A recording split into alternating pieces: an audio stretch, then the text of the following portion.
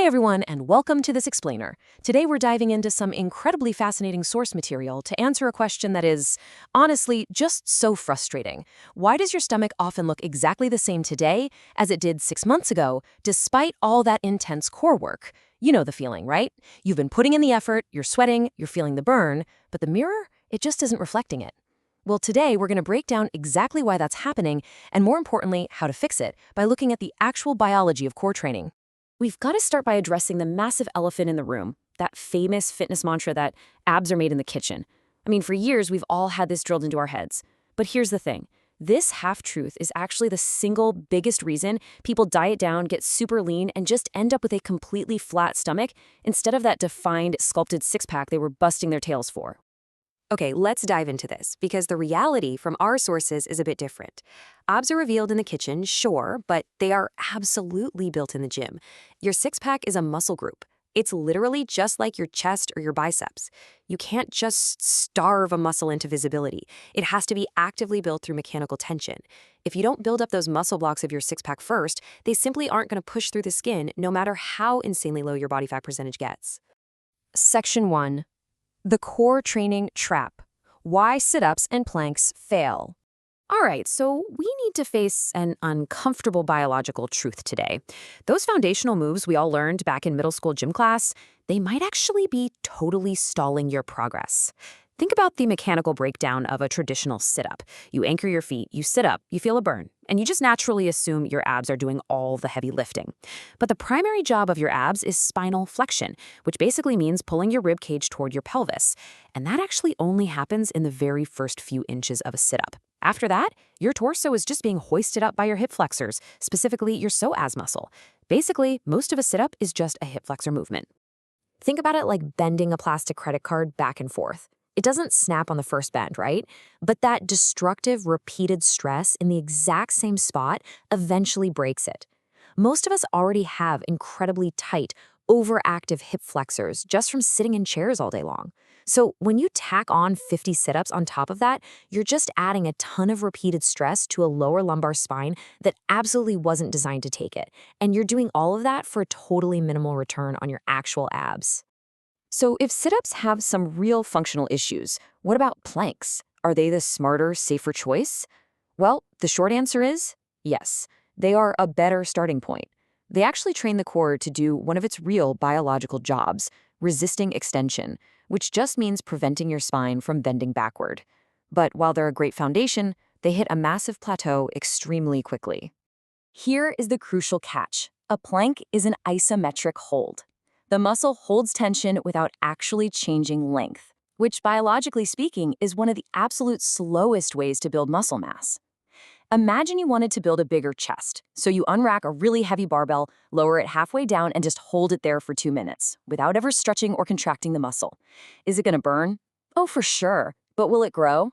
Barely. You're just holding it, not building it. I mean, let's be honest about the 2-minute plank reality. By minute 2, for almost everyone, form completely degrades. Your hips sag, your lower back arches, the core basically just turns off entirely. And suddenly, you're essentially resting all your body weight on your shoulders and your spine. Long planks very quickly turn into an ego test instead of an actual tension test. You aren't building bigger abs, you're just building a higher tolerance for holding a plank while your lower back takes all the punishment. Section 2. The rule of hypertrophy. Rethinking the core.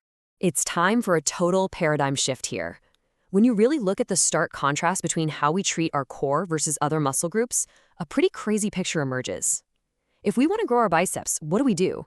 We grab heavy dumbbells, we work in a strict 8 to 12 rep range, and boom, we get muscle growth.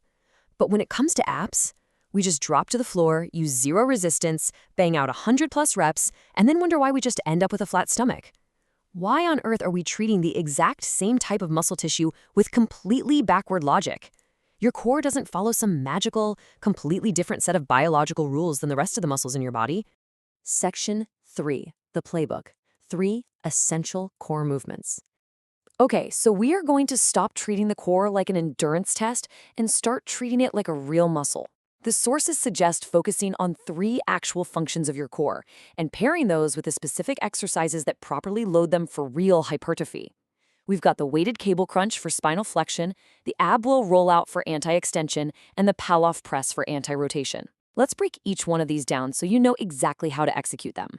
First up, the weighted cable crunch. This is your perfect sit-up replacement. By kneeling down at a cable machine and literally locking your hips firmly in place, you completely remove those overactive hip flexors from the equation entirely. This allows for actual targeted core growth. You grab the rope behind your neck and crunch downward, actively driving your rib cage to your pelvis. That right there is pure isolated spinal flexion. And the best part?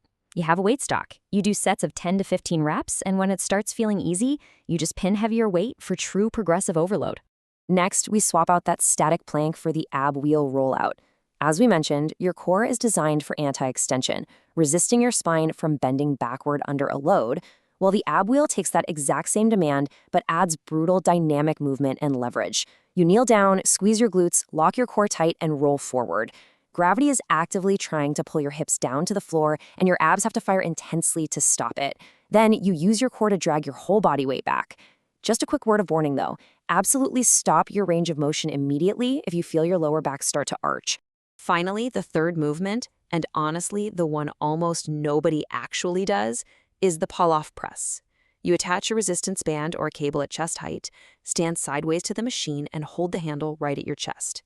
Then you simply press it straight out in front of you. Now that band aggressively wants to twist your torso toward the anchor point. Your only job? Fire your obliques and your deep core to resist that twist. That is anti-rotation. Anti-rotation is, without a doubt, the most underrated function of the core. So many people build the surface muscle, but they never build the underlying stability. You can absolutely be lean enough to have visible abs, but without anti-rotation training, your core is functionally weak. The pull-off press completely fixes that gap. Section 4, the recovery mistake, fixing your programming. All right, there's one final piece of the puzzle here, and it's where most people completely sabotage their progress. The mainstream fitness industry trap tells you to hit chest on Monday, back on Tuesday, and then casually tack on a 10-minute ab circuit at the end of every single workout 7 days a week. But guys, the biological truth is that muscles only grow when they are recovering. You would never train your chest to failure 7 days a week, right? You wouldn't hit your back every single day. So why on earth are you training your abs every single day? 2 to 3. That is the magic number. You only need 2 to 3 heavy progressive core sessions a week. Seriously, hit your cable crunches, your ab wheel rollouts, and your pull-off presses for 3 hard sets close to failure. And then just leave them alone. Eat your protein, go about your life, and let them recover. Because that downtime, that is when the actual muscle growth happens.